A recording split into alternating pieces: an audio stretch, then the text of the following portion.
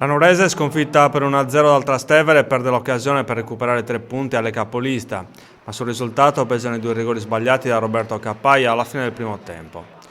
La Nuorese parte bene, al quarto minuto una ripartenza innescata da Cadao viene perfezionata da Pisano che lancia tupponi, che imbecca l'attaccante Cappaia in aria, ma la palla finisce fuori. Al decimo è lo stesso Cappaia, servita in aria su fallo laterale, a costringere Paolacci all'intervento decisivo. Il Trastevere risponde al 12° su corner con Cicino che non aggancia in aria. Sempre Cicino al 15° impegna Frasca che devia in angolo.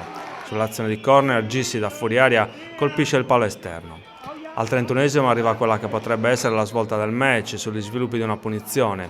L'arbitro fischia il rigore per la Nuorese per un fallo di mano di Paolacci sul colpo di testa di Messina.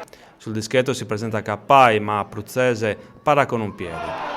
Per gli azzurri insistono, al 40° si guadagnano il secondo penalty per fallo di Abruzzese su Fall. Cappaia vuole rimediare all'errore precedente, ma il portiere si supera e para il secondo rigore della giornata. Che sia una partita da dimenticare per Cappaia è dimostrato dal fatto che il centravanti si infortuna ed è costretto a lasciare il campo per Alunzi. Nella ripresa la Nuorese inizia subito forte, al terzo sfiora l'1-0 con Cadao servito da Pisano, ma l'esterno calcia su Abruzzese in uscita che si salva in corner. All'11° nuova iniziativa di Cadao che si accentra e calcia, ma la palla esce di 1 metro alla destra del portiere. La Nuorese chiude in aria il Trastevere che replica solo in contropiede. Al 22° su corner danese manca un gol fatto mandando alto da ottima posizione. La Nuorese insiste e va vicino al vantaggio al 39° con Del Sole che non riesce a chiudere in rete un assist di Veracchi su punizione.